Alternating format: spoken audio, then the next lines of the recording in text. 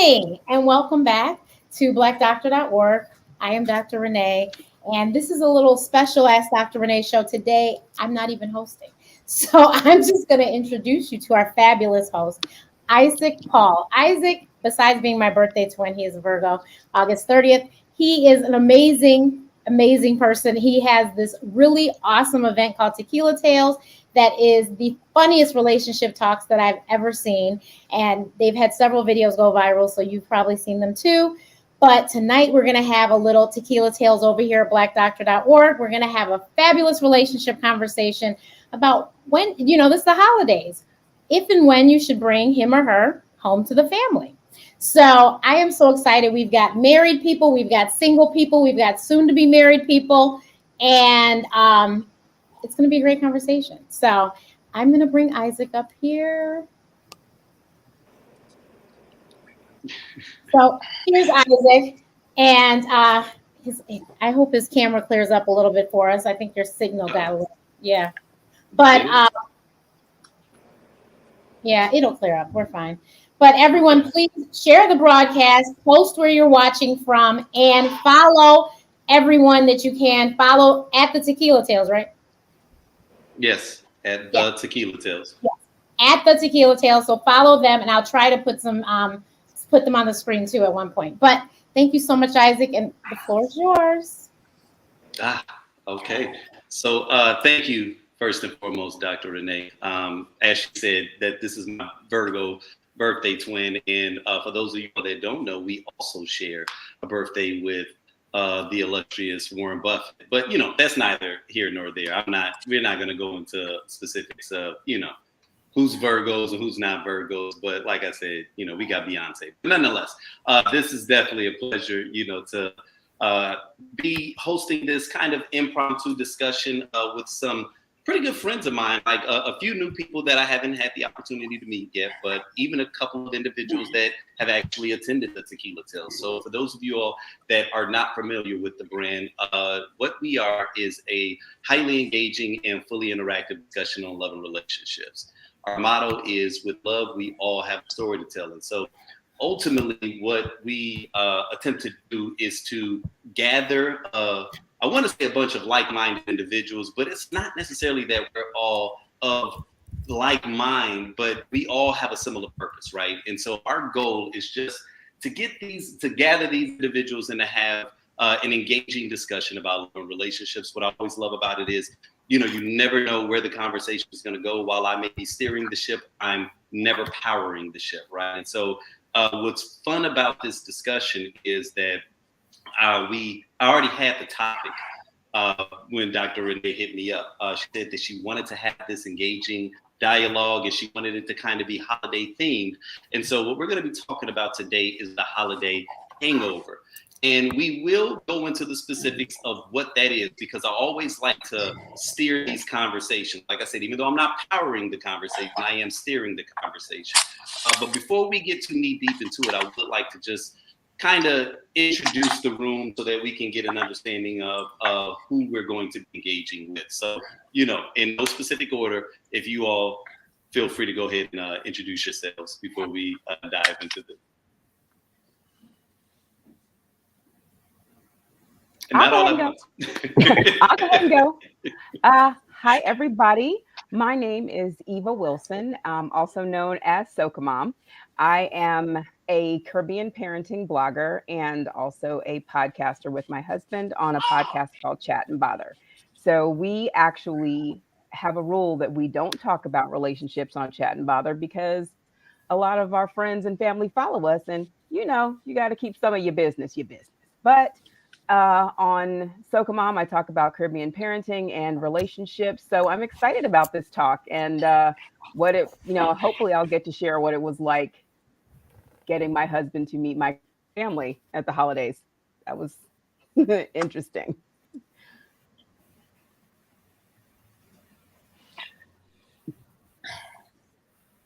Okay. Anyone else? Hi, my name is Chip Dezard, and I'm a wedding portrait photographer, and I'm getting married in less than 3 weeks. So I am engaged, and I'm on the other side of the aisle. I'm usually taking people's wedding pictures, but now I am in the wedding, so it's totally like a fish out of water. But I'm gonna do it. I'm looking forward to it.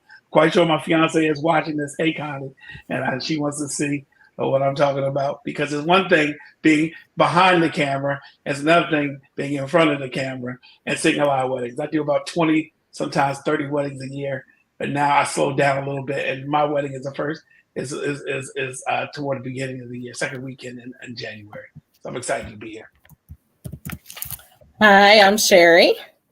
You can find me at Sherry Reads a Lot. Been married 20 years, so it's been a while since I've been to the Meet the Family event. However, I have many friends read lots of books, so I'm looking forward to our conversation tonight. Okay. My name is Kathy Macondo. You can find me at Kathy Macondo. My day job is I work in tech. On social media, I talk about fashion, luxury, what have you. Definitely current events. I'm one of the single people on the panel. It's going to be a very interesting conversation to see what other people think, because I know I have very strict African parents, and bringing people home for the holidays is not for the faint of heart. My name is Daniel Doak. I am a Chicago poet. I don't have any social media anymore. I recently deleted it, and I am newly single. And yeah, I mean, I got a couple of interesting perspectives around inviting people around people that I'm dealing with. But yeah, we'll get into it. We'll get into it for sure. Yeah, because that's kind of loaded. I'm gonna be honest with you. The fact that you don't have social media and you said that you're newly single, I'm just saying at some point I'm pretty certain that that's gonna come out. But you know, I'm not gonna put you on the spot. But you did offer that information, so I'm just you know, we might run with it at some point. But I'm sorry, you know. Okay, has everyone introduced themselves? Hold on. I think do we have anyone left? Okay. All right, well, we're just gonna go ahead and dive in. So with the Tequila Tales, like I said, we always have a topic because I like to kind of steer this discussion. And so this one is called The Holiday Hangover. So I'm gonna read the discussion and the 3 central points that we're gonna be speaking about. And even though we are talking about the holiday hangover, you know, these conversations have a tendency to kind of take a life of their own. And so, you know, when the conversation does deviate, we often will let the dog off the chain. So I'm just letting anyone that views this to be like, man, I thought they was going to be talking about holiday stuff. Yeah, but when the conversation evolves, like any great conversation does, you know, you have to kind of know when to just ease the brakes and just kind of let it flow. So as we wade knee deep into the holiday season, filled with the delightful spirit of cheer and glee, there comes a moment when the joyous excitement begins to settle. Amidst the hustle, we find the holiday hangover. In this chapter, we explore the emotional echoes that linger once the ornaments are packed away. Beyond the glitter of festivities, we reveal the raw, unfiltered beauty inherent in relationships. So I always center the conversation around 3 main topics. These questions. How does the pressure to create the perfect holiday moments impact the dynamics of the relationship? How should one approach expressing their desires and expectations for gifts during the holidays? And should receiving pushback be a deal breaker? And finally, what are the best ways to navigate families not getting along? Which one of you guys just said, like, you know, so we are going to touch on that. So, you know, where I always like to begin is somewhere simple. And where I think we should start is, you know, what do you consider to be the most stressful part about the holidays? So let's start there. What do you consider to be the most stressful part? I think it's the travel, especially if you are bringing somebody home. You know, you have to figure out how to get there, what time, coordinating. Also, the fact that you're traveling, everybody's going to want to see you. And if you're telling people like, oh, I'm bringing home my new babe, no new boo, people are going to be like, oh, okay, how am I going to meet this person? So all that scheduling and everything around that, that's difficult for me. Okay. I feel like it's the gift. You know, just getting, I like people to be happy when I give them a gift. So like the perfect gift and what to, what to give. And especially if you're going home for the holidays and you're taking a bae, then it's like, oh, what is she getting him? Or what is he getting her? Or, she's known him for this long, but what did she get her sister? That type of thing. So I feel like having all the gifts right is stressful. Okay. I didn't grow up Anyone with else? Christmas, so it was just going was stressful for me. I married into a family that Christmas was a huge deal, and it never was a big deal for me. So just kind of understanding what their traditions were that was the most stressful part for me. For me, it's just everybody being sane. During COVID, we took a turn. The holidays were real hard, and there are people that every holiday season comes around and seasonal depression comes on. If you're on the East Coast or Midwest, you just know that seasonal depression comes on and staying sane. That's the hardest part, especially if people are going through divorces or loss or whatever during the holiday. No matter, everybody's supposed to be happy. Every Kiss with K commercial comes on, but invariably everybody gets irritated sometimes during the holiday season. Okay. So much like Ava or Eva, I don't want to badger your name, but Ava, I never people call me celebrated what they any want, holidays. honey. It's good. I've never celebrated any holidays, but for me, it would be the anxiety around bringing a person that I'm not sure what our future looks like, how my family's going to receive them, and just how well everyone will mesh. That would be my biggest worry. Okay. So I feel like we have touched on this. So I guess where I'll segue is I wanted to know if you've ever had a significant other who had a very different take on the holidays, right? Because we've all shared what we consider to be stressful, about the holidays. But, everybody's not a big holiday person like you just shared a moment ago, Daniel. So, like, have you ever been in a relationship with someone that experienced the holidays very differently than you did? And like what was that like? What was that give and take like? How did you all get over that hump? Was there an accommodation, or did you kind of notice that this was always a point of contention during the relationship? I can talk about that. Okay. I come from a family where it's, number one, there's a lot of people, like, especially for like Thanksgiving, we always have a bunch of people. I remember I brought him one year and there was just cousins upon cousins and kids and, whatever. And I remember when I would go to his house for holidays, it's like him, his mother, his sister, his stepfather. So it was, they were just used to things being very small. When it came to Christmas, my family aren't big gift givers, right? Especially for adults. And his family was always like gifts, this and that. And I'm just one of those people. I'm a hard person to buy gifts for. So I'm always like, you don't have to buy me anything unless I've specified and said, oh, this is what I want. I'm the worst person to like freestyle a gift for, just because I feel like I buy myself a lot of stuff anyways. And so, but I also come from a family where we just didn't give gifts like that, like after a certain age. So it was a different thing, especially I think for him. He was like, my parents are going to expect a gift. And I'm like, okay, well, are you going to buy it? And he's like, no, I want you to buy it. So it's one of those things as the woman, oftentimes the gift buying is thrust upon you, for especially if it's like his family. It's like, well, what do they want? I don't know, you can just pick. And that's a hard place to be, especially for somebody like myself who does not like, I don't really buy my family gifts like that because we don't do these big gift exchanges. But it sounds like for them it's like everybody's buying gifts and exchanging, and it works because they're a small family. But still, like being thrust into that was difficult for me. So Okay. my birthday is December 24th. And right. So I am used to, since we didn't celebrate Christmas like that, I was used to my birthday being a big deal or a bigger deal. Right.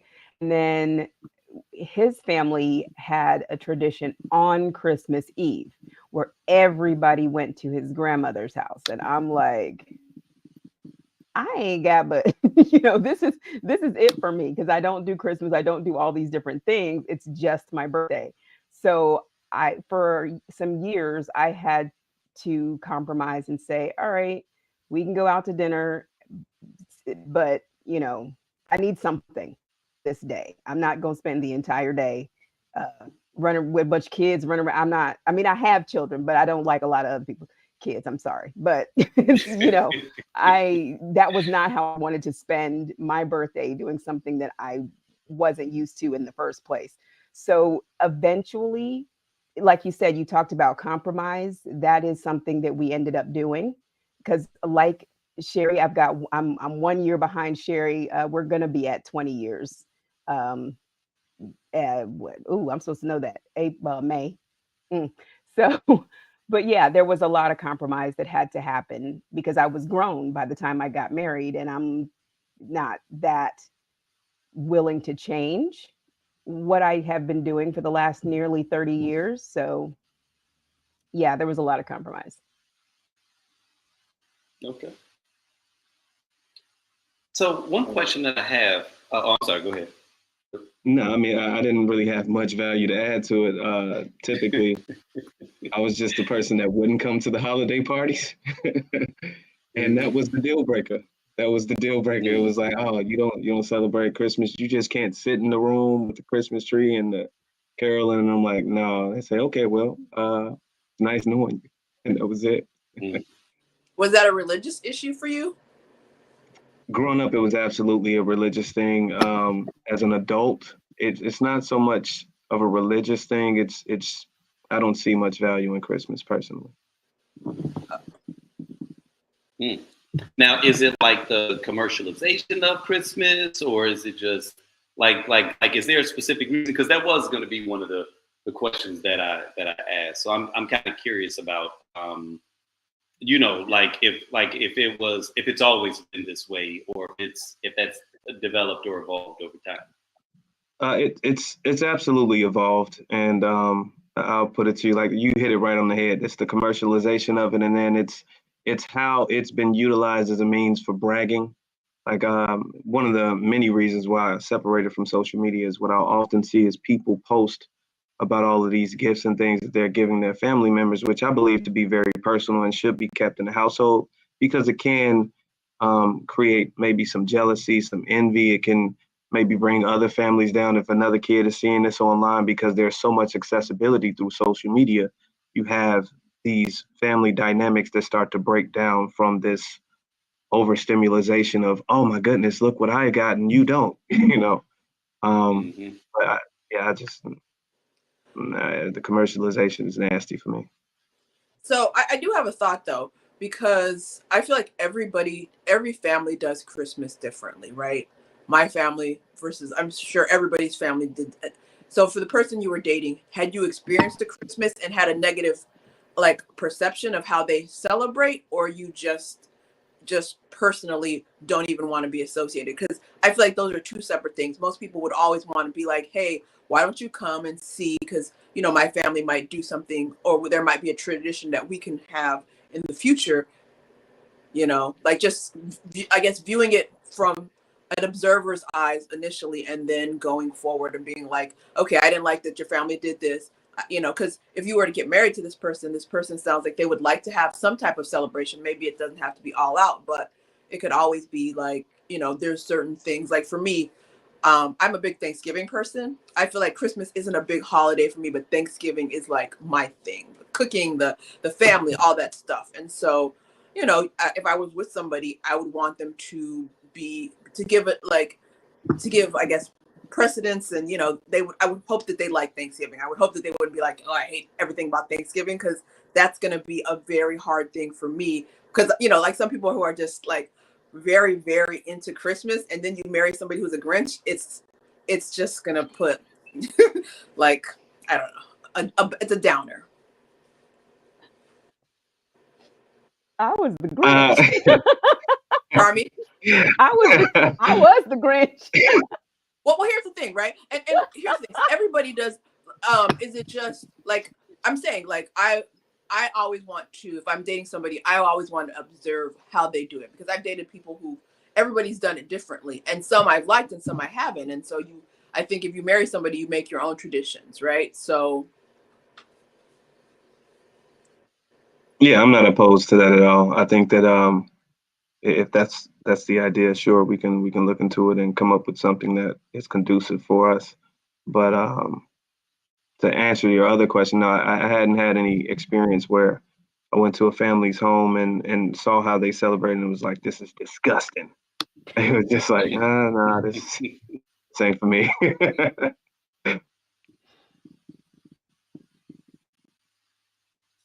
So one question I'm curious to know, because we kind of touched on it, which is like the gift giving, right? And I think that, this is the place where it can get sticky.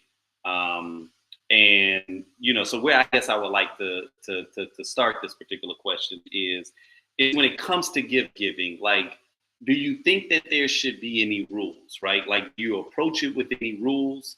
And if so, like, are these rules kind of like just a guideline at the early stages? Because when you're in a relationship, obviously, I feel like it's especially in the early stages. Sometimes to the point that you just made a moment ago, Daniel, we can use this moment as a means to kind of stop, right?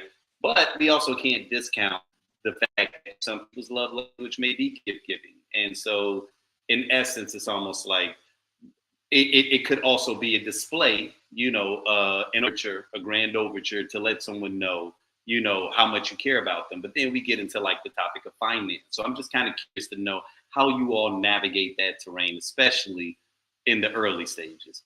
Let's go early stages, and then even as you've evolved inside of that relationship, does it get to the point where it's just like, So I can answer that one, Isaac. So in early stages, I remember when my fiance, when I first met her, it was around December, a few years back. I think it was 01, right? So I met her in December on Instagram, and I remember I was going, true story here, I was going to a friend's housewarming during the month of December, and I told her the address I was going to. And she was just a friend. She said, "Wait a second, that's like the neighbor who lives across the street." I said, "No freaking way. Are you kidding me?"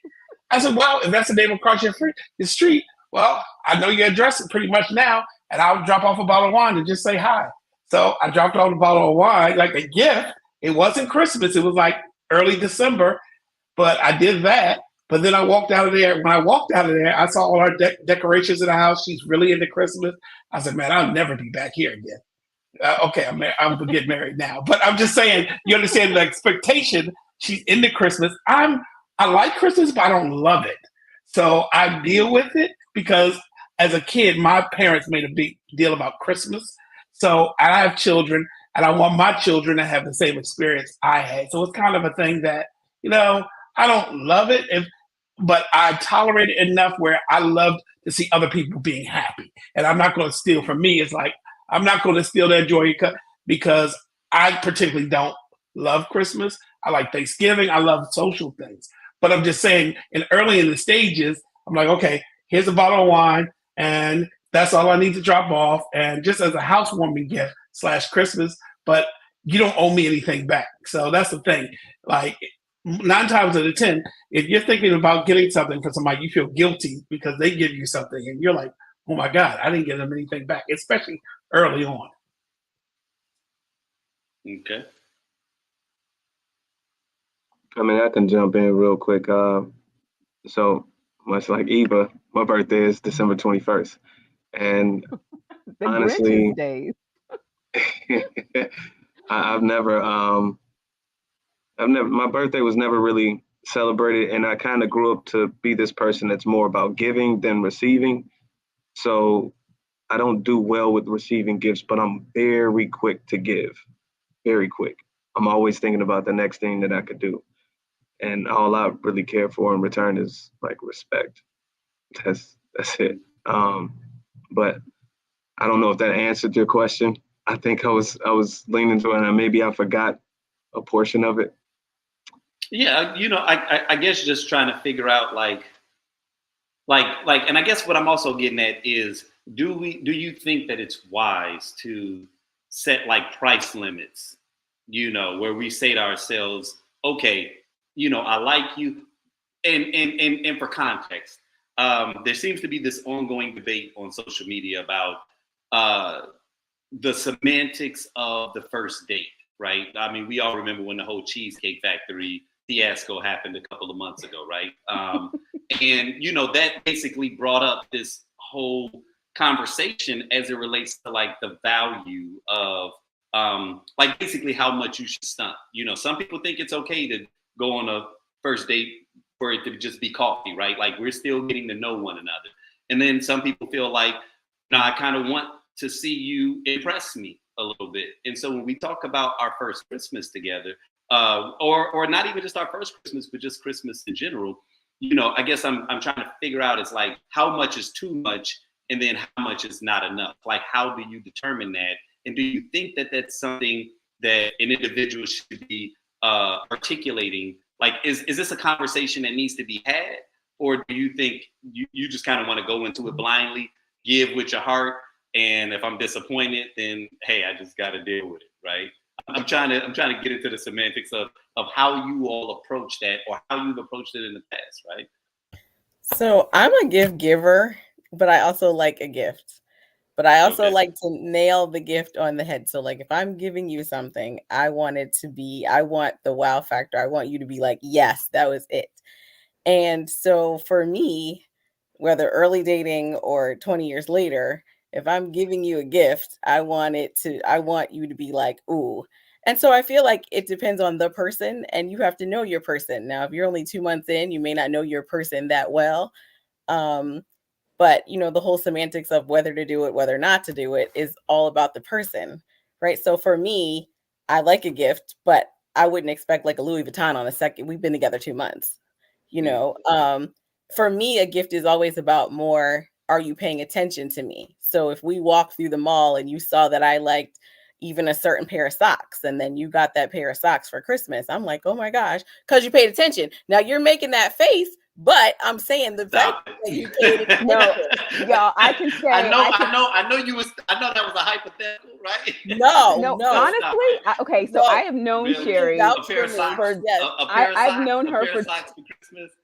I've known her for 20 years, and Okay. this woman, if you nail them socks, she will be your best friend. She'll be like, girl, I got the socks on. She'll take a picture of them. Because it's about the fact that you paid attention. Like it's about you paying thought attention. about them It's socks. not always about I mean, I know it's cliche to say it's the thought that counts, but you know, first of all, I wouldn't be in the mall talking about I like no socks, right? But I'm just saying that you paid attention to what I'm saying, right? So I mean, it can be big or it can be little. So I think it just depends on the person, like whether you talk about the gift. I wouldn't feel comfortable sitting around having a conversation about, well, how much do you want me to spend for you for Christmas? Or how much do you know, like, no. Okay. I'm also like Kathy, I'm more of a Thanksgiving person myself. But you know, if you're gonna get me a gift, nail it, first of all, you know, and if you don't know what to do, then I'd rather you not. Just kind of be like, oh, you know, I didn't know, so I didn't. But I think it depends on the person. I mean, I think it's very hypothetical. Okay. Thank you for posting that. Because, you know, for those of you guys that are watching, you know, at home, I wanted to make this as interactive as possible. And so during this discussion, we will be flashing certain images. And if you follow that QR code, it's like a very brief survey, because I want to know how many of you all's thoughts align with what we're saying in this room. But then also, if you all have any questions that you all want to ask us at the bottom of that particular form, you all can ask us a question that I'll address directly. That's a real-time form, so I'll be able to see what the pulse is of the individuals that are watching this particular discussion. With that being said, okay, so like just to go into that a little bit further, because, you know, I love the space they're at, and it's not even to make anyone materialistic. I guess what I'm trying to find is there a gift where you kind of felt, and we'll even go from a cost perspective, because I understand that it is about the meaning behind the gift, right? But if you really dug deep and you did something that you felt was kind of compelling, let's go ahead and use price as a barometer, and your significant other didn't match that, would you feel some kind of way, right? Like if there was a big disparity between the gift that you gave and the gift that you received. And we could say whether that is price or it's not price, right? Like where you kind of felt like you really dug deep and you were listening to your significant other. And then maybe they did just go and they, threw money at you, basically. How would that make you feel if you felt like there was a disparity in what you gave versus what you received?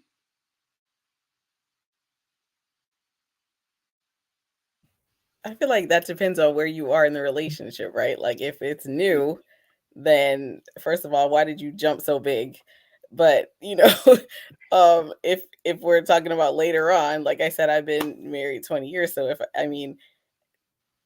I guess it would depend on what you wanted. If I get you some Beats and you turn around and get me, some generic Bath and Body Works that I might not even like, I'm not pleased with that because I may not even want that. Again, I feel like we don't want to do male and female, but I feel like a gift is about paying attention. It's about knowing what the person wants and not always the dollar amount on the gift.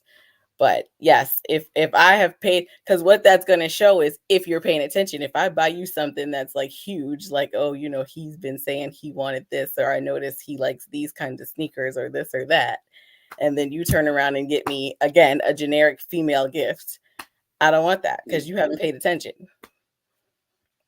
Okay. How do you feel about that, Kathy? We're talking about disparity in gifts, right? You know what? Because you look like you probably give good gifts. You know what?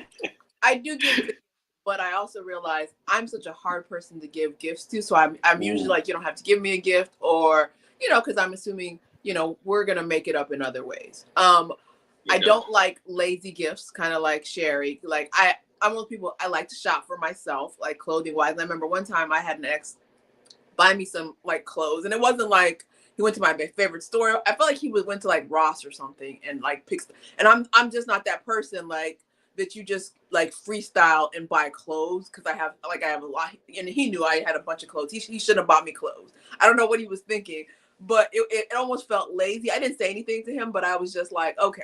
But I would say the following year he did better, because he was actually like, I'm one of those people, even though I buy myself a lot of stuff, there's things that I don't buy. So he listened. And I remember at the time I was like, oh, I really want this Fitbit, blah, blah, blah.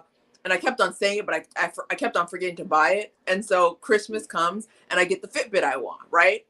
And so he realized, but it took a couple of years for him to realize, like, okay, because at first he was like, you're so hard to shop for, blah, blah, blah. But I think once he realized, if I listen, I know that there's things that she's always signaling to me that she wants that she hasn't bought for herself.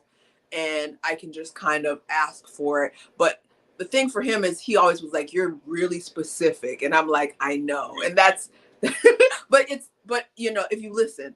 And so the price thing, I think there are people who, like, I would want to have a conversation, not to Sherry's point of being like, okay, well, let's only spend $50 because it's only been 2 months. But, you should always have a discussion of like, oh, even a discussion of like, hey, are we doing gifts this year? Or not? Or because I think for like, if it's been less than a year, is there really an expectation to get somebody a gift besides maybe what Chip did and bring some wine or bring like, some little gift card? But that's also about knowing who the person you're dating are. Because I've definitely seen, on social media where people are like, oh, our first Christmas, I got like a Louis Vuitton bag. And it's like, well, do you know who you're dating? Right? Because if you know who you're dating, then I hope you have a good idea what their expectation is. Because I know for women, I think we signal at least with, what are my expectations? And I think the problem lies is that you're a man and you're dating a woman who's expecting an LV bag after 6 months, and you're the dude that's like, okay, I'm gonna get her a $10 gift card.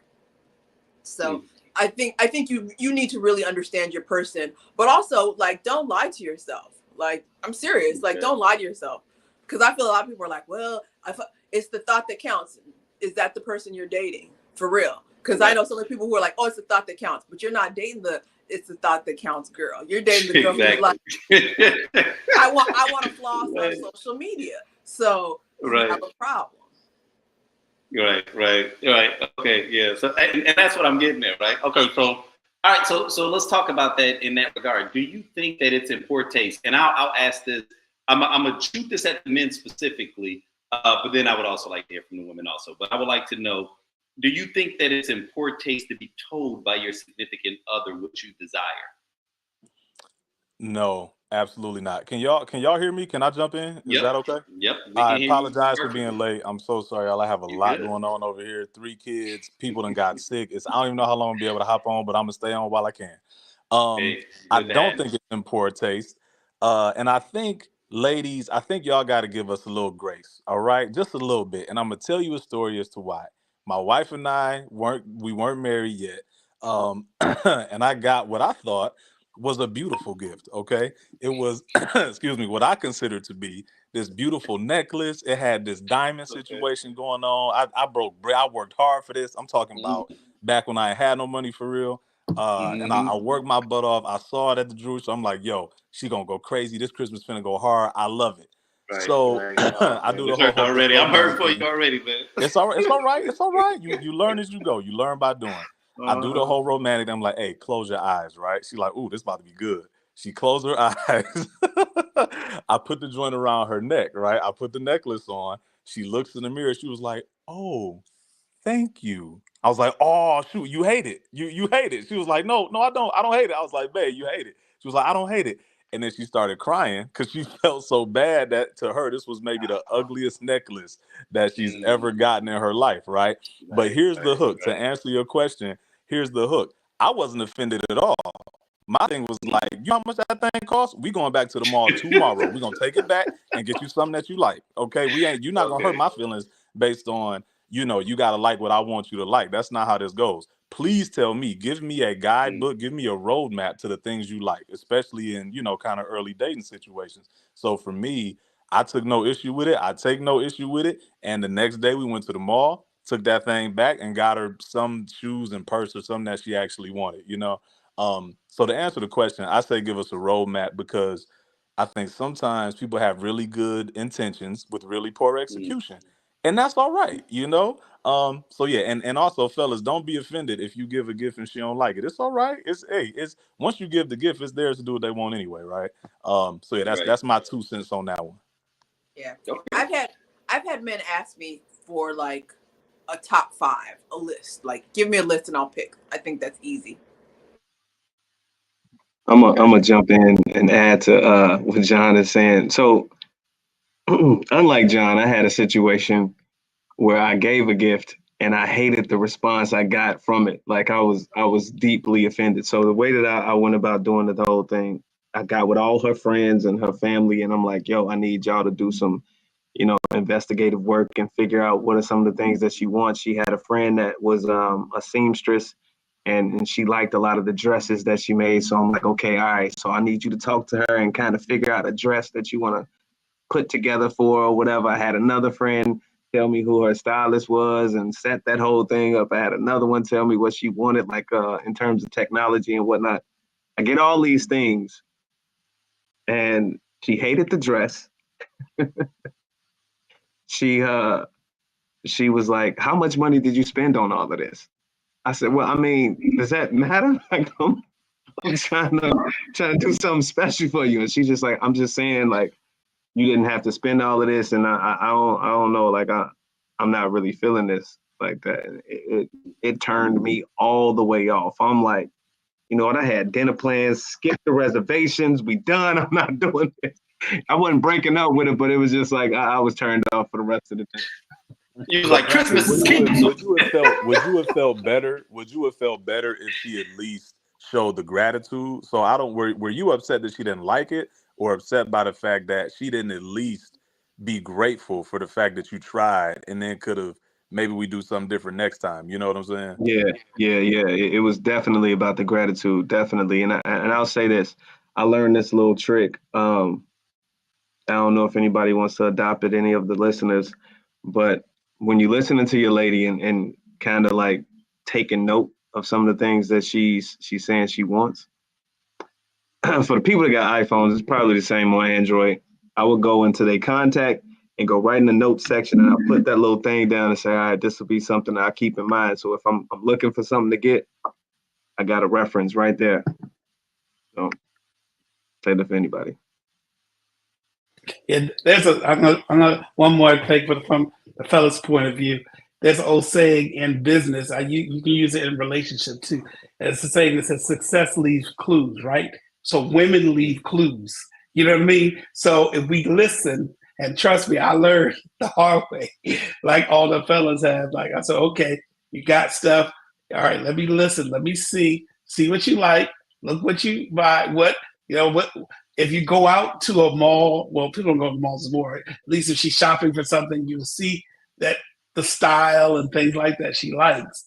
You can say, okay, maybe if I can get her this, or heck, even a gift card, or just something. But the thought of it, you know what I mean? So travel is one of the big things that we like to do. And before we were engaged, my fiance didn't travel a whole bunch, but I like to travel a whole bunch. So one of the first things that I say, hey, let's go overseas for your birthday. Let's go somewhere else for, not for Christmas, but just I'll put that in a package together. She'll surprise me with a trip. I love Chicago. I live in the DC area. So let's go to Chicago for the weekend, or let's go to LA or something like that. So I know that she knows my travel, and I know she likes to travel. So a travel gift, Delta Airlines card or whatever it is, Sky Miles, she'll love that. You know what I mean? So, but I know that if I gave that to my ex, they'd be like, what are you giving me this for? I need something for the kids, and I need something for this. And you know what I mean? So that I just kind of know where I am with her by listening now and finally paying attention. So that's the thing. One thing with listening, nothing like you said, but being intentional, putting in your phone. Like I have a notes app where I know your shoe size. I don't have to ask your dress size, your shoe size, your other stuff, because I have it in, because I can't remember too much anyway. I got a lot going on like every other guy, right? So we just put it to notes, and we go from there. Okay. So this is actually, I feel like we just touched on this a moment ago. This is actually my next follow-up, is I wanted to know your story directly hit this, Daniel, but should receiving pushback on a gift's expectation be considered a deal breaker, right? And so I'm curious to know how you all feel that someone should address that. And this is one of the questions that, we're going to ask people, because I'm curious to know how you would address someone giving you something that you didn't like, right? I'll go ahead and be transparent and honest with how I would probably handle it. I'm not a pacifist by nature, right? But I am very accommodating, and considering the fact that first off, that's not really my love language anyway. And so, if someone gave me something that I was not crazy about, like, let's just say I detested it, I'd probably kind of keep it to myself a little bit, right? Like, it just wouldn't say much about it. Now, there could arise a circumstance where maybe they wanted me to wear it, right? Like, Lord forbid it's in clothing, and I do not like it, because at that point, then I probably would have to, I guess, find a constructive way of how to share that really kind of wasn't my thing. But if it was just as simple as like not saying anything about it or whatever, and just making them feel good because the thought really is what mattered most, I probably would kind of take more that stance of sweeping it under the rug a little bit, you know what I'm saying? But I'm curious to know how you all feel about that. Like, would you just kind of deal with it because it's like, oh my God, I'm just so happy that my boo got me this? Or would you feel like, I got to kind of use this as a coaching moment, right? Because, I don't want him or her spending their money on things that I don't like, and I kind of want to guide them, right? Like, I'm curious to know what technique you have or would use in that scenario. So my younger self was more like you, passive. I would be like, okay, that was nice, leave it alone, whatever. But now I tend to be more I didn't like that. Maybe we can try something else. But I think that also depends on where you are in, the season of the relationship. I guess it's probably advantageous of you to say something early on, so then you don't keep getting the same thing over, the same kind of thing. But I've been both people. I've been the passive, oh, it's okay, but I now am more the, I didn't like that. So, okay. I think in the beginning, I out the gate look, I don't receive gifts very well. Gifts, compliments, any of those kinds of things. They don't feel comfortable to me. And because, like I said, we didn't do Christmas, we didn't do a lot of those gift giving holidays growing up. So it took a lot for me to get used to. But my husband is he likes to give things. And when I realized somebody could give you something and you don't necessarily like it, like I thought gifts were, you always like them. I was like, it, and my face would go ahead and say this is not it. But to his credit, like John said, he doesn't get offended. He is a problem-solving type person, and he sees that as a problem or an issue to be solved, and like a puzzle to kind of figure out what does she like. Because since I'm not used to receiving gifts, I couldn't tell him what I wanted. I just knew it wasn't that. So now he's very, he's observant. Like, what does she need?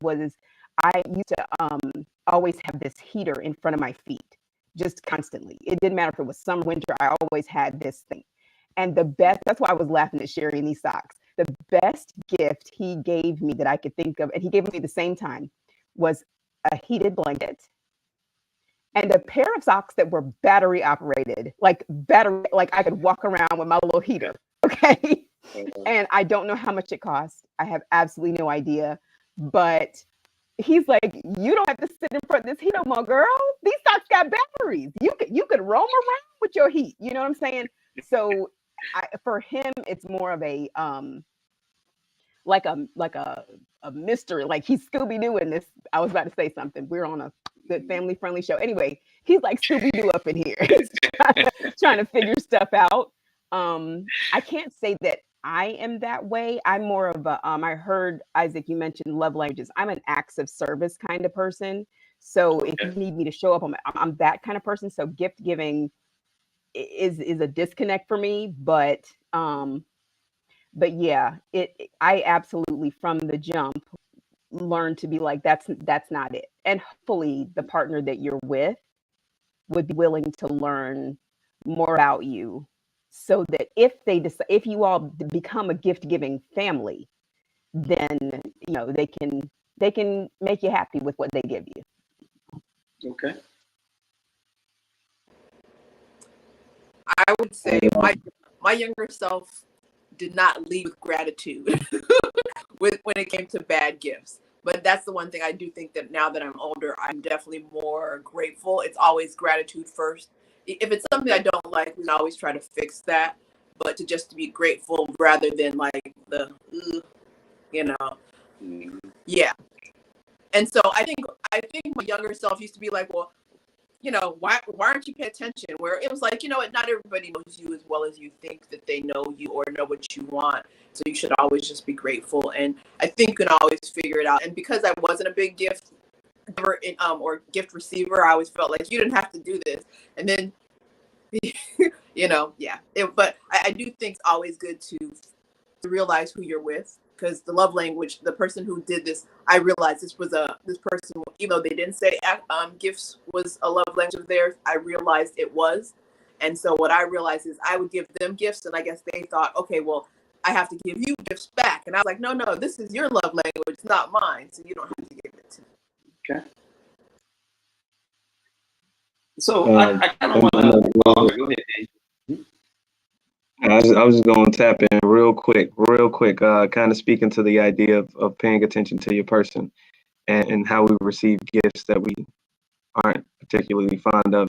I am a poet, but for whatever reason, this person thought it was a great idea to set up a paint and sip, and I am not even remotely an artist in that light. I hated it, but she didn't know that. She never knew it. It was just like, okay, well, I'm just gonna revel in this moment and try to make the best of it. And that was that. And I was grateful for the fact that she at least thought of something. It came from the heart. That was enough. Okay. All right. So since we talk about giving the heart, right? The those together don't know, tequila sales people are drinking libations during the discussion, right? So normally around this time is where everybody's gotten kind of loose, they're comfortable with the discourse. And, they're somewhere finishing that first drink, kind of rounding the second drink, and it gets a little more spicy. Not saying that that's what's going to happen here, but I'm just curious to know how people feel about this next topic, because I like to know how you would feel if your significant other received a gift from their ex, right? Are you comfortable with that, right? Like, let's say that your significant other and their ex are still close friends, and their ex recognizes the value that they added to their life while they were together.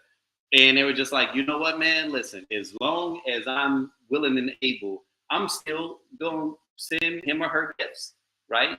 Would you feel comfortable with that? And if not, how would you go forth with telling them that they should not be receiving, right, of someone showing them gratitude for the value that they once added to their life? Yeah, I'm gonna go ahead and jump that one off, bro. Because I feel like I can speak for pretty much everybody on this call and every listener. Nah, we're not doing gifts from the ex, bro. Like, that's not even a real. I guess I'm struggling to figure out how that even makes sense, right? Like let me see if I can break this down. If I'm with this woman and I'm married now, so in my case, it doesn't even, there's no world in which that's even like a possible thing on either side, right? But I guess, like, if I'm with this woman and we're dedicated to each other, we're with each other or whatever, if you're in a position where you're receiving gifts from an ex, boyfriend or whatever, at that point I have to question whether or not you're the kind of woman I want to be with, right?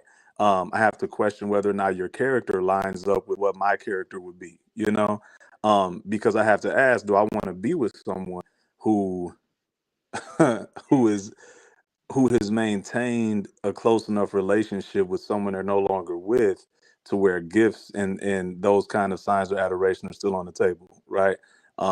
Maybe that makes sense. Maybe it doesn't. Maybe I'm on an island with that. I don't know. But as just speaking for myself, yeah, that's not a real thing. Like, so and so bought me a gift. How do you and so even, y'all don't even talk anymore? Like, how is that? How are y'all even still in communication? Maybe that's just my situation. So yeah, what y'all think? How y'all feel? I think the only way that's even possible. So I have a son from before I got married, right? So I think the only way that can even come up is if you're buying a gift on behalf of the kid or something like that. There, I still wouldn't feel comfortable with it. I think it would be weird, but that's the only world in which I think that would even be remotely acceptable. And I think it would just be strange. Like, buy gifts for the kids. I don't need nothing. That's weird. That's weird. Okay, what if it's a congratulatory gift, right? Like, meaning you just accomplished some major life thing, right? And everyone is recognizing you, right? You just got your doctorate, or you just achieved something of noble success. And someone just wants to say, you know what? I know how hard she or he was grinding, and I'm going to send them this gift to just let them know I see you, right? Like, you have a problem with it if they did that? So let's put it like this. If that thing came through Amazon to my house for my husband when he got whatever he got, he'll be like, what that smell? Are you burning trash? Yes. Yes, sir. Yes, I am. The oven is on clean. Yes, I am. It is being disintegrated as we speak. No. No. I think this again goes back to thought, right? Like, somebody's buying you a gift, they thought of you. Why were you thinking of them, and what kind of relationship are you having that there is thought that I would buy you a gift? I guess it is realistic that you could be friends with somebody, say you go and say I went and got my PhD or my MD or whatever. I would say, how would you know that? Maybe social media, maybe a mutual friend. But why would you buy me a gift? Like, What Because about that's their us? love Would language, you right? want to buy That's me their a love gift, language. right? What's No, what you about know us? it's something else. That's steps. Right, but That's why steps. are you still in tune with my love language, and why am I so happy to receive something Right. from you? What if my love language changed? Right, It- right. Yeah, You know yeah, what? So I'm yeah. someone who, I had an ex where we remained friends after we broke up. We were engaged, we broke up. I still, and people are always like, how are you guys friends? And I'm like, we had a friendship before. But I still even think that a gift after the fact would have definitely been a flag on the play, even for somebody that I was a friend and engaged to. And, now we're friends past it. Because it's just like, it's a boundary that you're crossing, right? It's almost, there's a level of intimacy, right?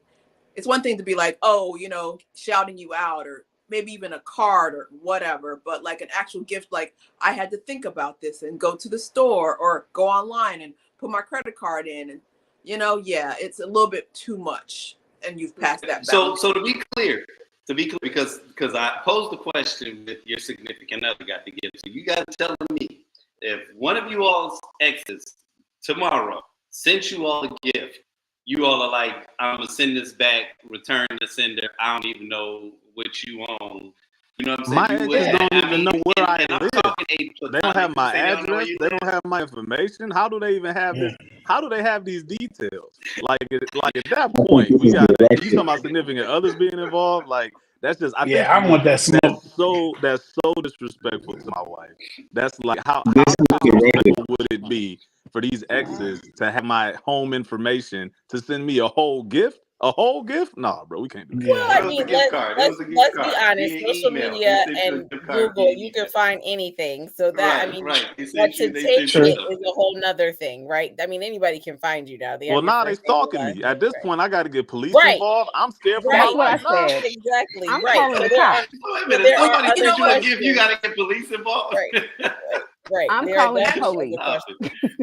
I almost feel like that person at that point, especially if they know you're in a relationship or like married or whatever, it's almost like, do you want attention? Do you want an accolade? Because usually if you give a gift, you almost want a reaction. You know what I'm saying? You did. Unless my ex is sending me a gift with no name on it, because then that would be fine, But I feel like if you give a gift and you put your name on it, you want me to be like, oh my gosh, thank you. You want gratitude. You want something from me that maybe I shouldn't be giving you. Okay. Yeah. definitely think Isaac is directing this at me because I'm newly single and my birthday is Thursday. No, Isaac. No, I'm not accepting Okay. this. Okay. I guess I'm curious, right? Because it's as Dr. Renee shared when we first started, I've recently had my first child. And for me, it was incredibly special, right? And if someone sent me a gift, knowing like who I am and just them even being surprised, like, oh shit, I don't know because oh snap, I'm surprised that he had children and they sent me a gift. I don't know if I would look at it like I can't understand why they would do it. I would look at it like they understand how major of a moment that this was for me, right? And I would just receive it because I used to be really against receiving gifts from anyone because that's not really my language. But then I got to a point. I think I heard a pastor once say that it's a blessing to be a blessing, right? And I started to realize that in the act of giving, and you know what, and this is again, I know that my mind can sometimes be can be in a different space and how most people may view this, but and it's gonna sound a little arrogant, but I know that I've added a lot of value to a lot of people's worlds in past, right? And so I know that in many cases that even while we may not have worked out, that they probably still see me rather fondly, right? And so just on a personal level, I don't think that I would see the gift as some of that mission that they wanted something, or like it wouldn't feel tawdry to me to accept it because I would look at it like this might sound arrogant. I would almost expect it like, you know what? That's letting me know that clearly the relationship that we had was beyond just that showing me appreciation, without thinking. Now, if it was something that was like super romantic, then that's one thing. But if it was just like a gift card, here to take your wife out to dinner or something on that level, I wouldn't necessarily consider that like them crossing the boundaries, nor would I be surprised if I got it, you know. But judging from your reaction, Well, I think it's maybe Are you okay with that on the other side? Are you okay with that vice versa? absolutely, So she get a gift? There's, Okay. absolutely. There's like I would never take any liberty that I am not willing to give. That is foundational to me. I don't do anything that I have not imagined how I feel if it happened on the other side. And without question, I would feel good because my wife is dope. She's cool as hell. She's funny. And she's actually still friends with some of her exes. You know what I'm saying? I mean, maybe not like we're talking daily, but you know, I think it's like we still invite them to the tequila. Yeah, I think we're like, I think they would add good discussion. You know what I'm saying? But again, well, I think it's levels to it. I think it's levels to it. I have received not necessarily gifts, but congratulations for certain things from exes, if you will. And there are situations where I've had exes who have gone to get married. I married, you know, different things like that, where we stay cordial through the years. And I think in those kind of situations, congrats on a life achievement, you know, on the bottom of an Instagram post or something, that still ain't bugging me out like that. But going to the extent of buying gifts is just a little, there's some investment there. You feel what I'm saying? And it is interesting that the statement was, I'd almost expect it. I'd expect for this ex to give me a gift for all I put in her life. That's interesting, bro. That might be a therapeutic moment to seek out. But Kat trying to get it. I'm sorry. No, Go ahead, but Katty. you know what? Isaac was talking about sending a gift to your child, right? Which I think is a different level, right? Because that's not directly to you. That's something that you and your wife have created, and so it's like, okay, that's different, right? That's like sending you guys, like, let's say somebody, I know some people like their ex's mother passed, and they'll send flowers. That is a different thing. I don't think those are problems. It's when when the girl's like, oh, you know what? I know Isaac really likes this type of hat. I'm sending it to him. And that's when it becomes the problem. Right? What you said, if she got me a short set, that's out of the. If she gets your baby a onesie, that's cool, right? Right. If she gets you a hat, if she gets you some, under some boxers. Look, if she gets you a T-shirt that say "Best Daddy in the World," you know what I'm saying? Like, hold on, now, what you saying with that daddy comment? It's like you double entendre, doing too much, you know? Right, a little disrespectful. You feel me? Yeah, but I think the child is a different situation, and I think that's an acknowledgement of your wife versus just giving you something that's like, oh, I saw you looking real good in your cardigan, so whatever. Right. Yeah, it's a different situation. So for me, I would just want to chime in here. So it's a second marriage for me, and a blended family. So if an ex sent my daughter a gift, I would be like, one of my daughters, I would be like, so I just gotta put it on the other side. If my fiance, if one of her exes sent her daughter a gift, I would feel some kind of way. I'm just saying, because a dude is not gonna send again. It's an attention getter to me. I'm like, wait a second. What if you have a relationship with with the child in the past? I know that's hard, man. I know. It's hard. In that relationship, I would have to talk it out, and we went. I mean, I can't do anything about it, right? But it's a talking kind of thing. Blended families are, and I understand that happens, right? That can happen. Yeah, I'm like, ooh. I don't think that's the problem, because you don't want people to just be like, okay, well, we broke up, and these kids that I spent 10 years with, like, they out my life. If I see them in the streets, I'm not. Yeah. Of course. But I'm saying it's one thing. Yeah. Mm-hmm. So when we talk about blended families, to pivot slightly, we'll call this segment a family affair. I have a scenario, and I'm curious to get you all's feedback on it. So, as we journey through life, its intricate dance often leads shifts in the family dynamic, particularly as relationships mature. The common theme emerging in this intricate dance is the rise of blended families, as we just mentioned. Picture the scenario. two individuals finding love, but each brings a unique history, perhaps with children from previous relationships. Now, I want you all to consider a situation where on Christmas morning, your significant other historically spends the night at their ex-partner's house so that their child can wake up to the joy of both parents on this special day. How would you navigate this scenario? So I just want to make sure I'm clear if I go off. Say it one more time. You said who You spend the say, night where you where? go? I just want to make Where before I you go go off? in, not off. Before I go in. So Right, somebody you spend the night. Okay. Say it one more time. Okay. So here's the scenario: two individuals are finding love, but each brings a unique history, perhaps with children from previous relationships. So I want you to consider the situation where on Christmas morning, your significant other historically will spend the night at their ex-partner's house so that their child can wake up to the joy of both parents on this special day. I just want to know how you would navigate that, right? And we're talking separate rooms. They're completely separate rooms. There's no hanky panky. But I just want to know you're interested in someone. You all are trying to move forward, and they hit you first or second Christmas. Hey, babe. So there's this thing that I've been doing for the last 3 years because we like for our children. The separation was tough, and we want our children to both wake up to us being in the same house. I just want to know how you would navigate that scenario.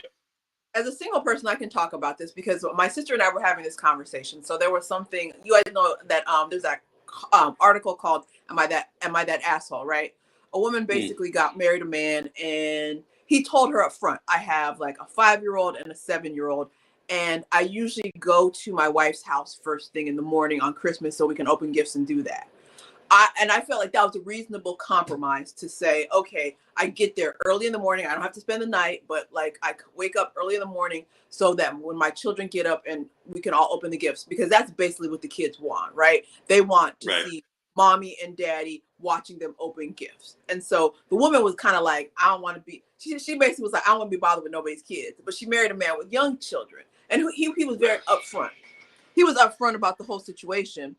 But she just kind of was like, no. And for me, if my significant other said this, I would be like, what I would say is, you can go first thing in the morning, 5 o'clock, 4 o'clock, but I would be uncomfortable with you spending the night. I know there's a room for you there, blah, blah, blah, but I would want you to go as soon as possible because kids aren't going to wake up at 4 a.m., but you could go at 6. Open and because the kids don't want to see you and mommy in the bed together. They just want to see you there as they open up the gifts.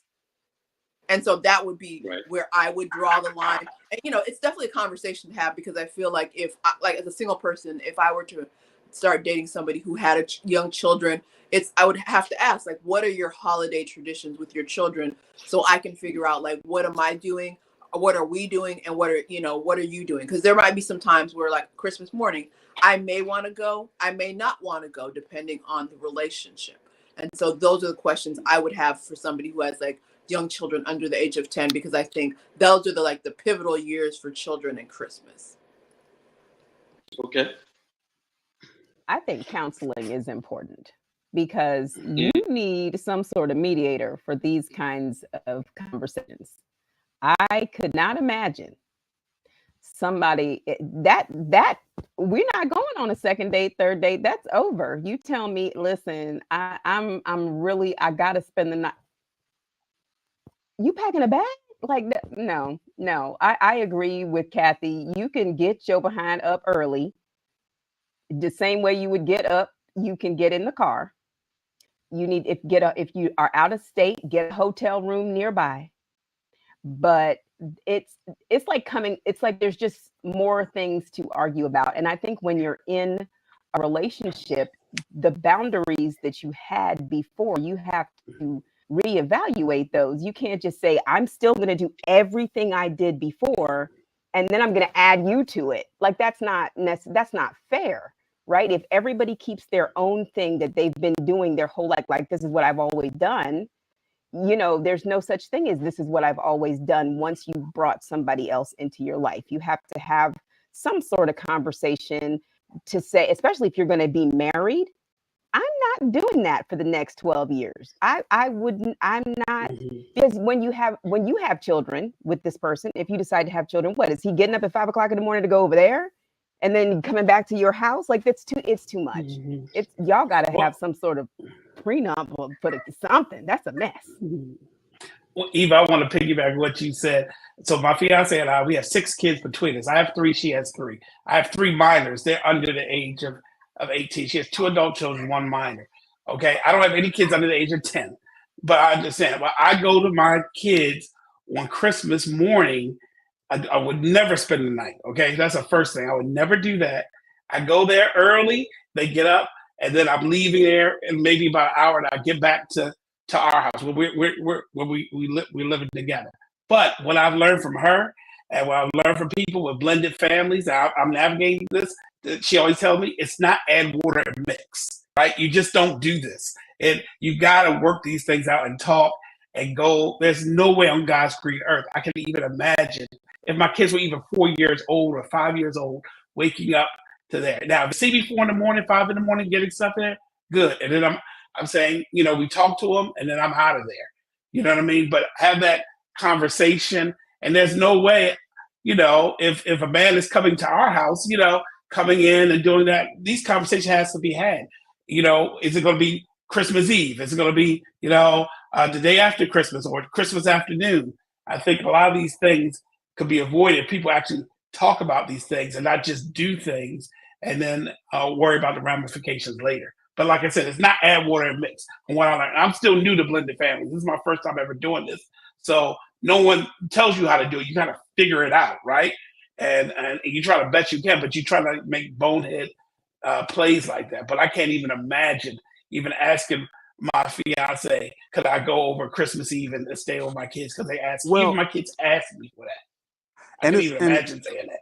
And also, I think the other layer that's really interesting is that we're leaving out the fact that, excuse me, whoever's going to spend the night has a significant other. So it's like, are they so you're just gonna disrespect your significant other and be like, I'm gonna go, you can't come. I'm gonna go spend the night. So these kids in this blended family that we're building, that we're figuring out, I'm gonna go, but you stay here. So I'm gonna be a part of their life, but you not. No, none of this makes any sense. So spending the night is off the table. I think we all agree there. If it's absolutely a thing that the kids are begging for, I do have 3 kids, 6, 4, and 6 months. It's a lot going on. Y'all pray. If the kids are absolutely begging for it and they just like, please, daddy, please, you gotta be here. You gotta be here. Fine, but my woman is coming with me because she's now a part of this family, and that's what this is. Like, so if this is a must, and anyone with kids, y'all know your kids get to begging.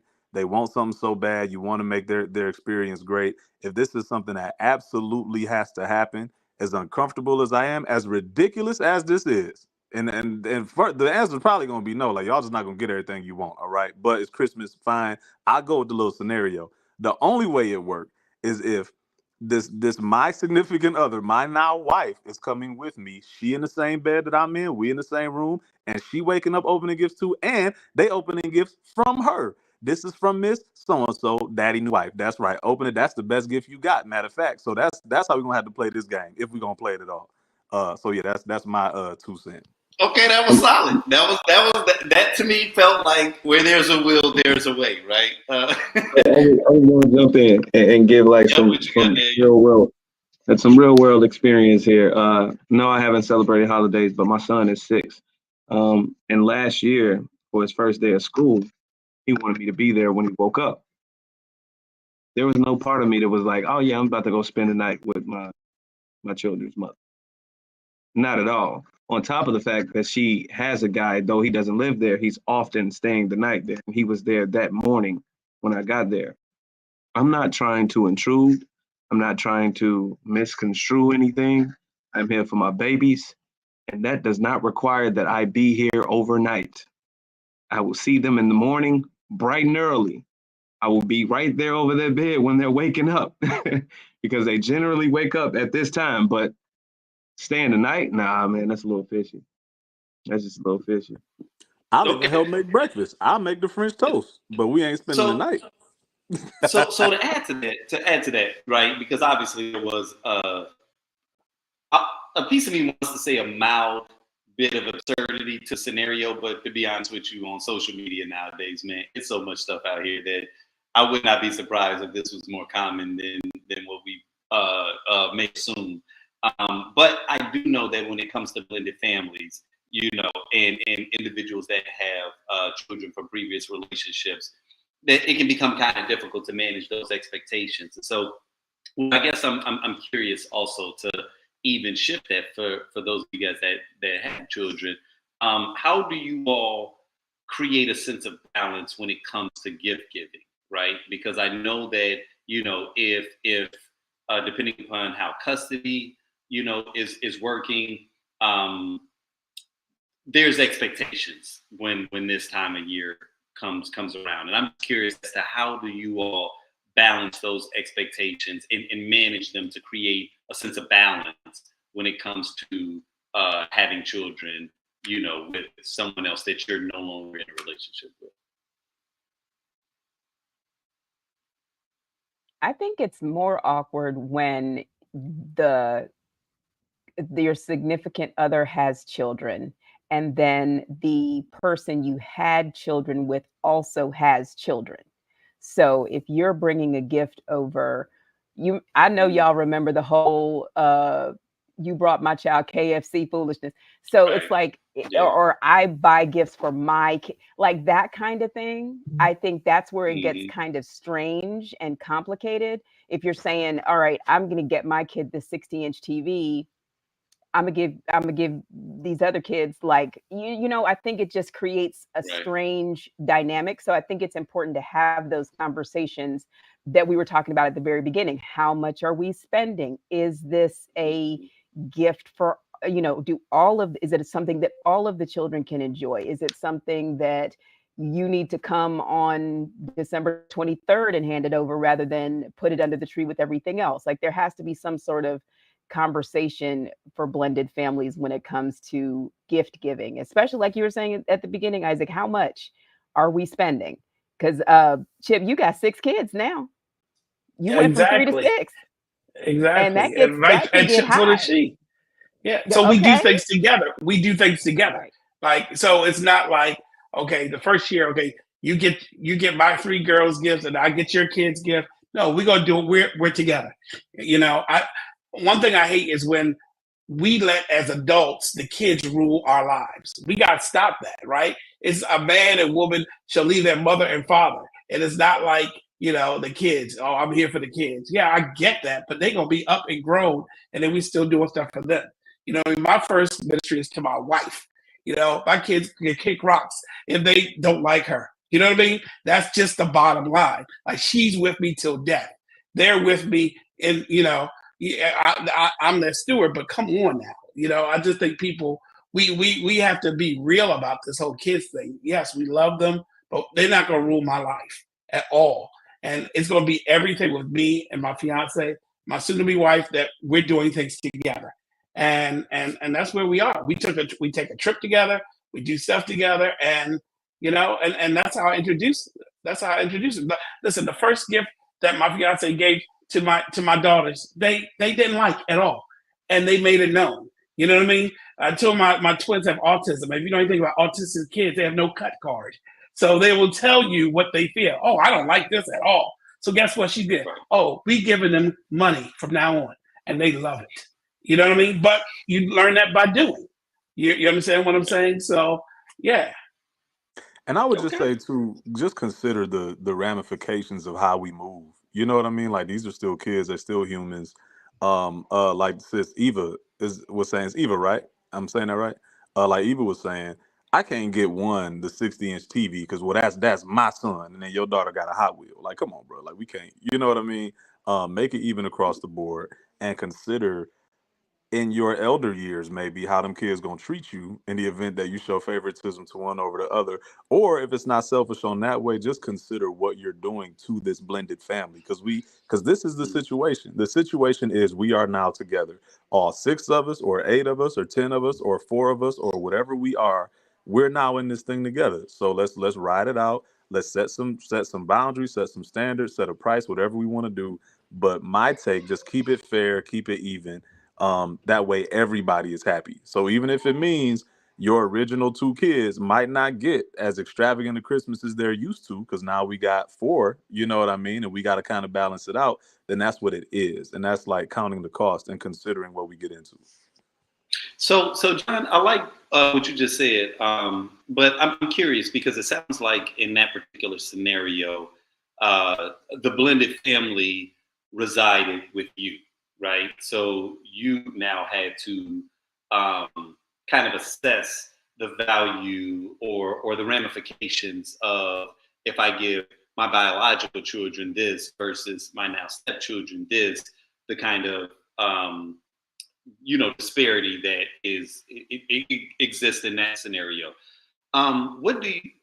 How would you handle that a similar situation if you did not have full custody and you wanted to give your children something, and like let's say in this particular scenario, it was your ex who had custody, and you're thinking about the disparity that may exist between what you can afford to give your biological children versus what she can now afford to give her extended family children. Do you think that there's any responsibility in that regard, right? Like not in a sense of Yeah, I think the responsibility is in communication. You know, like we have to decide what we're going to do. You know, and I think I know it's hard, but and that's not my situation where there's like an ex with some right, kids that I had, and I'm grateful to God for it, because I can only imagine how tough that is, because we're still human. right, Emotions are involved. Did you choose to leave me? Did I choose to leave you? I wanted split custody. You didn't want that. Like that stuff gets real ugly and real hurtful.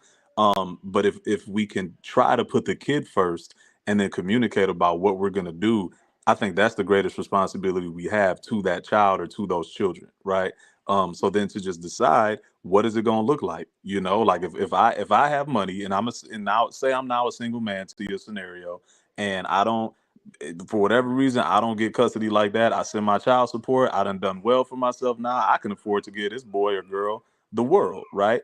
And if you don't want that, fine, but we have to be adults and we have to decide what's best for this kid. So I think the greatest responsibility is to communicate, get some counseling, as somebody mentioned earlier, and yeah, man, and figure out what's best for the child. I think that's the greatest responsibility. okay. So as we round this discussion up, I want to touch on all of our favorite topic, social media, right? So we'll call this the social dilemma, because it's almost difficult to have any kind of conversation nowadays without, on some level, at the very least, acknowledging the effects that social media has on the way that we communicate, and our relationships. I think that it plays a massive role in how we communicate with one another. But where I would like to kind of focus in on is, I wanted to know if you've ever found yourself desiring a certain holiday experience or gift because of what you've seen on social media, right? Like, do you feel on any level that social media, whether consciously or unconsciously, can influence what you desire, not just from a gift perspective, but just in terms of like what it is that you're going after, your ambitions, or what you determine to be successful in a relationship? Do you ever feel like social media influences that at all? Can I go ahead and speak to those toxic pajama photos? Because that is When you just, say that was the question. That was that's actually the going to be the next thing. question. It's them toxic pajama That was the photos question. in front, the dad blame. Please don't make us all feel bad because we don't have matching pajamas to take photos in front of the Christmas tree. Like that's probably the only thing that, I'm like, I hope people don't expect me to put my sleep clothes on and sit in front of a tree with all me and my family matching and put it on the internet. I'm hoping that's not your expectation of me. But I think that's really for older married people with kids.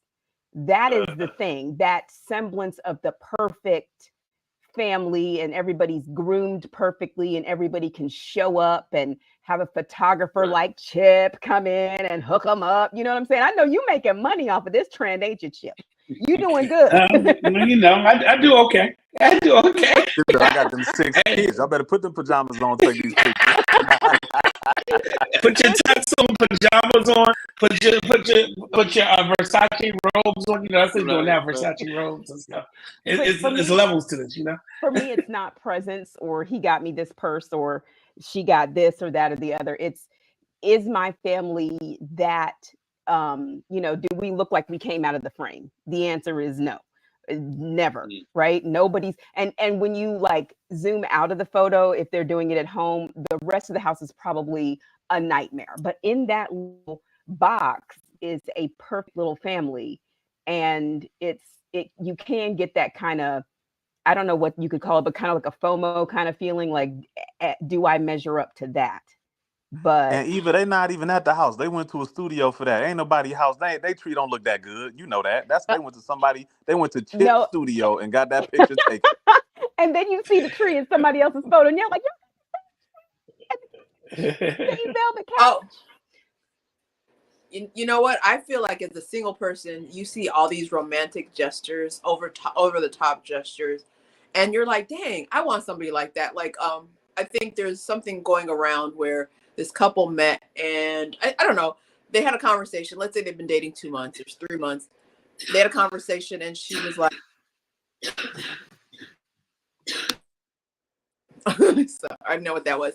But basically, the woman told the man, oh, I really would love to I have always wanted to spend Christmas in New York. And so he made it happen, right? And it was like, she did this Instagram reel, and it was super romantic. And me and I saw it, and when my friends sent it to me, and we were like, oh, this is, he's up the ante, changed the game.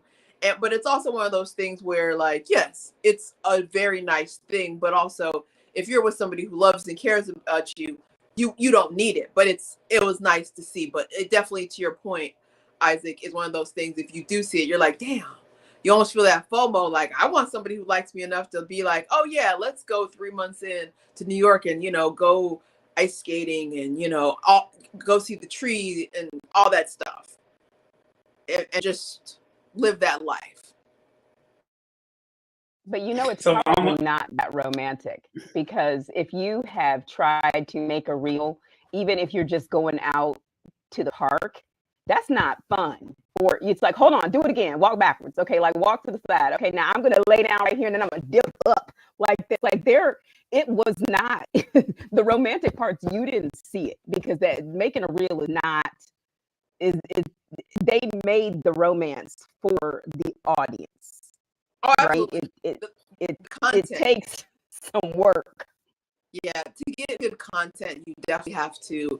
It's like reality television, where you think that they're just living their life, but when you realize that reality television is actually like, okay, you know what? Can you drink that again? Can you walk through this door 3 times to make sure that I get the right angle? Yeah.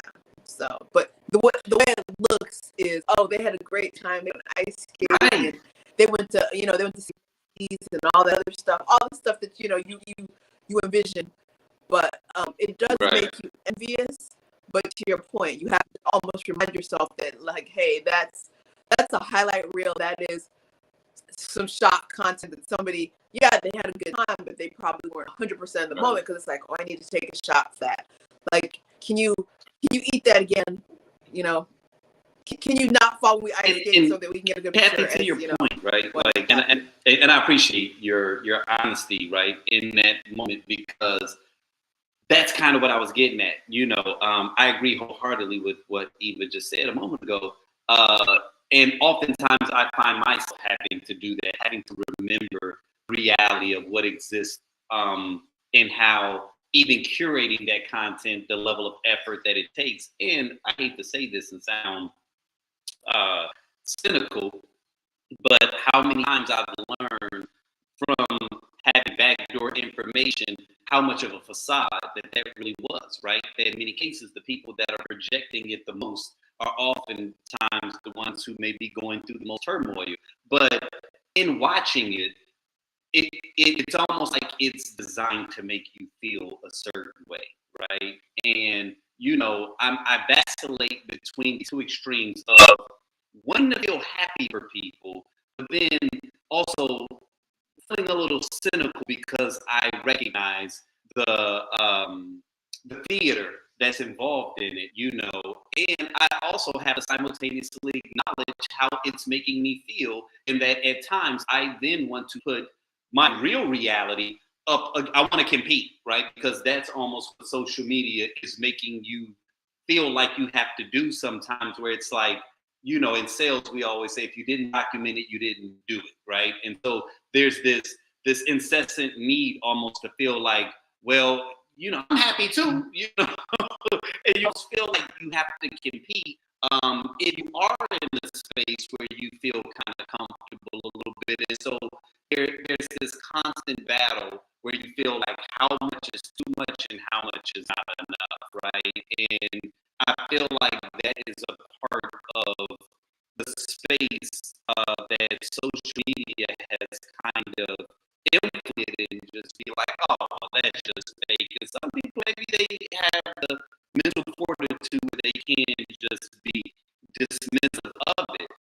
But I cannot pretend as if social media is not this juggernaut force that is on many levels designed to influence you, whether it be through corporate interests or personal interests. And sometimes the only way to not be influenced is by not being on it. And that's kind of, I guess, what I was getting at a little bit with the questioning. It's just like, do you all ever find yourself, and the reason I'm even posing this is because, we talk about the holiday hangover, and, I'm hoping every this holiday season, but we also have to address the real life feelings that individuals feel when they feel a bit of lack, or if they don't feel the same type of feelings that other people apprise, sense of depression. We almost feel depressed because, like you said, we're basing our real lives off of someone else's highlight reel. While we can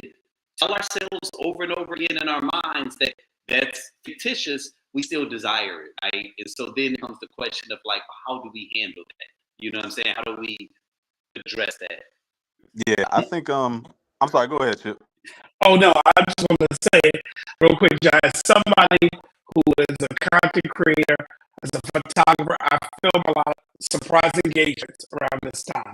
I have a friend I know who's getting engaged on December 31st. Okay, and I can't shoot his engagement. It's always, you'll see somebody with a big bow in a car come in the driveway. You know what I mean? It'll be a Tesla, it'll be a Bentley, it'll be something ridiculous, okay, with a big bow. And then you'll see these other comments when they engage with people say, "It's me again, Lord." You know what I mean? You'll hear that comment, you'll see that comment all the time, right? Because you'll get those happy things. I film a lot of this stuff, okay? I put it together, I get paid to do it. I run ads on it, and I know what people like to see. If you look at my feed, it's full of people joyous. People not going to show their sad times. You're going to see a whole bunch of keys. You're going to see people sitting in an empty house by the end of the year. I did by the end of the year. I got my even interest rates are high. I got a house. God bless me. You know what I mean? So we're all seeing that. But here's the thing. And when you see this stuff, that we got to just in ourselves and say, you know what? That's good for them, but let me just do me. And and stay forward and stay focused, because it's easy to see all these other people's wins. You know what I mean? But knowing that we all got losses and we ain't gonna share our losses online, right? That's just not what's gonna happen. I mean, when there are losses, I've seen travel bloggers talking about the worst travel places for Black women to get views. So they'll invert it. So now you don't know what to believe these days. So you see the invert as well. So things are all like just for show, pretty much. I definitely have felt that, like all of us. Not so much so as it relates to holiday time. I think I feel the social media, but like I don't use Instagram. I'm on it because I got to be on it, but I don't use it at all because I didn't deem it the healthiest space, just being honest. As an actor, it can be hard to see my colleagues, book this TV show, that film, this Broadway gig. When I was up for that film, you know what I mean? When I had a producer session for that TV show, I just don't know how healthy it is in that way. And it's weird because I do rejoice with those who rejoice. I'm hyped. I'd be a liar to say you don't feel that sting sometimes, right? So like Chip was saying, it's really like compartmentalizing it to know what's healthy for you, what's necessary for you to give your space and energy to, and what's worth it, what's worth tapping in. And in a weird way, I think the bigger thing for me, honestly, at this point, is I go through this debate of how much I should share as it relates to my life, right?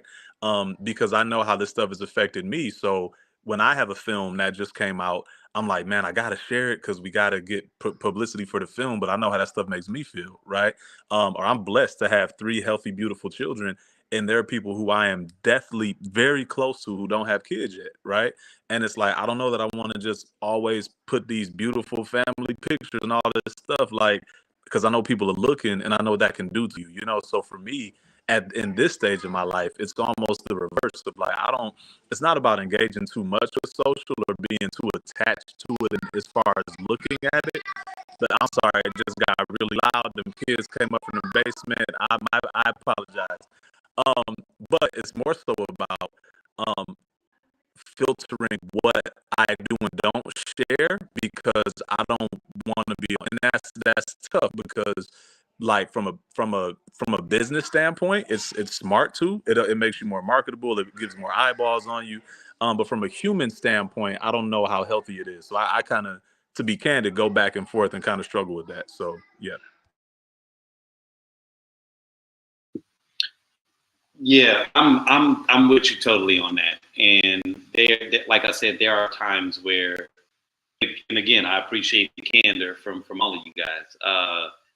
As it relates to this topic, because the topic of social media oftentimes comes up, and sometimes we'll have people inside of our audiences that'll give the healthy pushback that will say like that. Sometimes it's just as you just said a moment ago, it's about celebrating other people's wins. And so there are and I'm totally down for that. But I'm with you though, John, that there are times where I have to always question what's my intention before I share something. Like, is this really just a moment where I'm either trying to uplift or educate? I just really want to share something with people that I feel close to, or if it's that sneaky, subtle part that kind of wants to stun a little bit. You know what I mean? And what I mean by stun is like what everybody else is doing. And now this is a space where Or do I want to make myself feel better? Do I want to feel a win? Right? Do I want to put something out there for me to feel like, hey, I'm winning too. I look at I'm winning. Look at me, and I'm like, that ain't healthy though. I know I'm winning. Y'all don't gotta know, So it's weird. It's tough.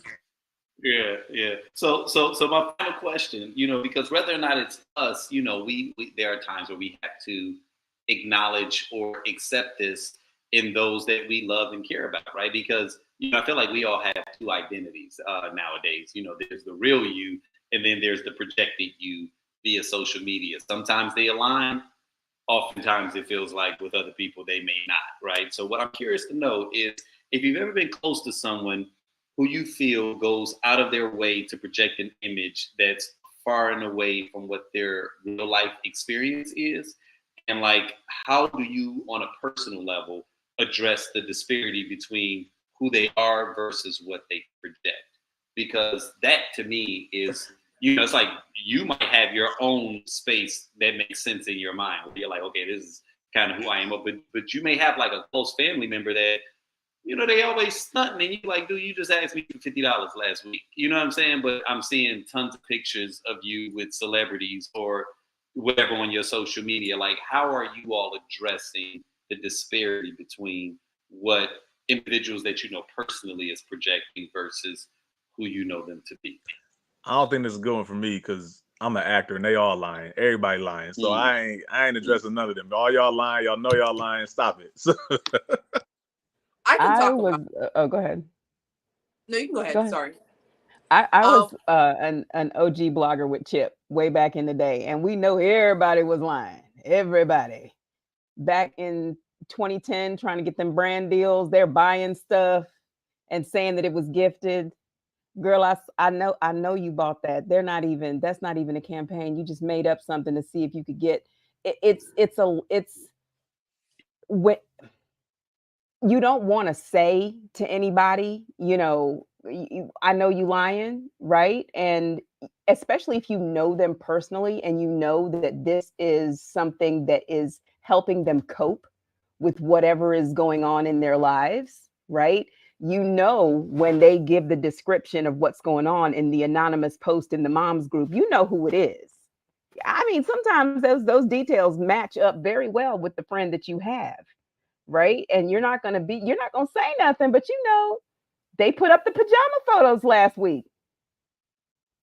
But however, we all know what's going on. So if I know, usually we know that whatever they're posting is their own therapy. Like you said, that's what they need to get by. It really has nothing to do with making anybody jealous.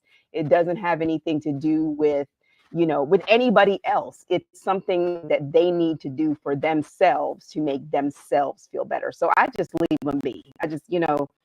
I'll say congratulations under the post. Be like, oh girl, you look cute. I'll just let it. Y'all look so happy. I'll give them what they need.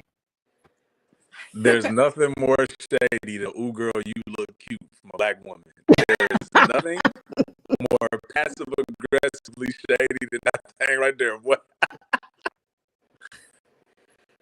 You know what? There's a lot of things that I see on social media that I don't know.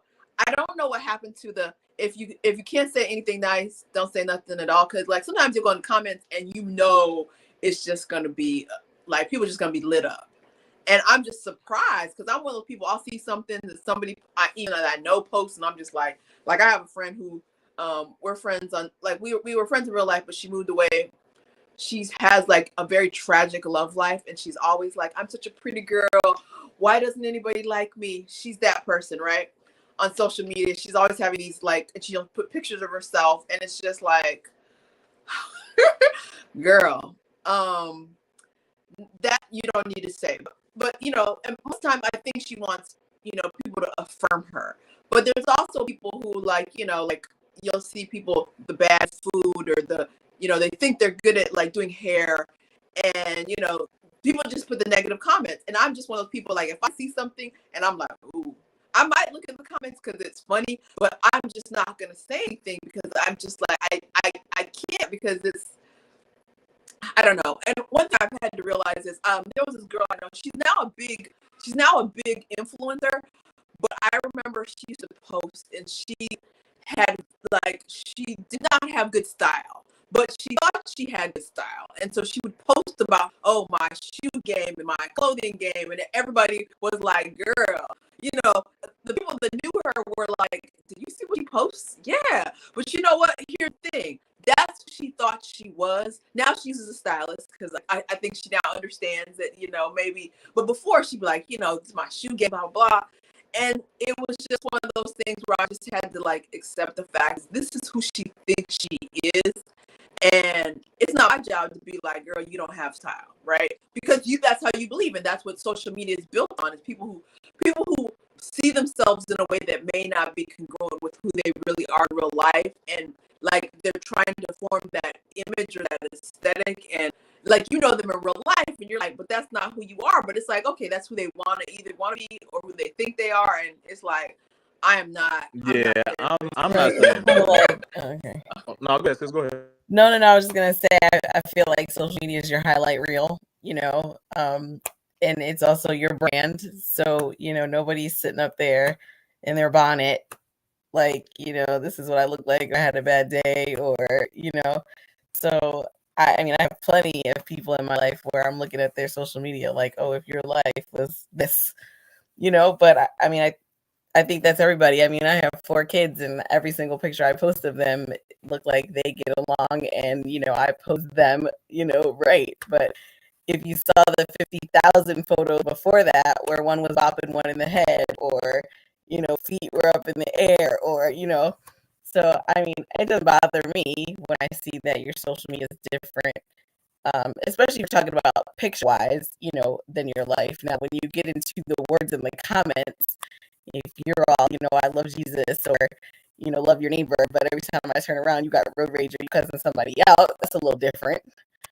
But as far as like building a brand or it looking like, you have the picture perfect life, that doesn't really bother Yeah, me. I ain't saying nothing, man. Let these people live. You know what I'm saying? Like let folks live their life. If it's really bad, I just they're going through some things, and they'll come out on the other side one way or the other. And I do think, jokes aside, I do think that we all have been through our seasons of life enough to where you give space and grace for when people need whatever they need. You know what I mean? As long as it's not like damaging their actual personage or damaging their life. You know what I mean? Then it's like, hey, if you want the world to believe that that's what you are, that's hey, go for it, bro or sis or whatever. So I just let them do what they do. It's just not. And also having kids, I just don't have the time. Like, where's the time to like your life? I'm trying to figure mine out. I have no time to deal with your life. You know what I'm saying? Like, I'm trying to do a 6-month-old sick baby who won't stop crying. I ain't got time to your fakeness on social media. You figure that out. Keep posting them how beautiful it is. You'll be all right. Well, listen, man. On that note, I think this was very solid, man. I appreciate you all's engagement. I know this was, we kind of like pulled this together. And I always love these type of discussions just because it gives us an opportunity to communicate. When we talk about social media, I think that it can be a gift and a curse, right? I feel like, one of the things, especially as it relates to relationships specifically, this is something in recent months I really take it a lot more seriously. When we first started Tequila Tales 10 years ago, it was entertainment for me, to be very frank. It was entertainment. I just thought, how fun would it be to have really dope conversations in a room with attractive people, a DJ playing? It was more about the experience, and then the conversation was like the backdrop, right? And I had a good friend of mine that told me back then. She was like, I don't know if you realize what's happening in that room, but you're giving voice to people that normally would not be identified or normally wouldn't have a voice. And when she said it to me back then, it had impact, but I don't think I was in a mental space to really like take on that charge, because for me it was still entertainment. It was like, yo, it's like Dr. Renee said off the top, it's funny. Sometimes what people will say in a room full of strangers that they would not share with their best friend. And so part of it for me was a bit of like the engagement, the hilarity of it, the content creation aspect of it.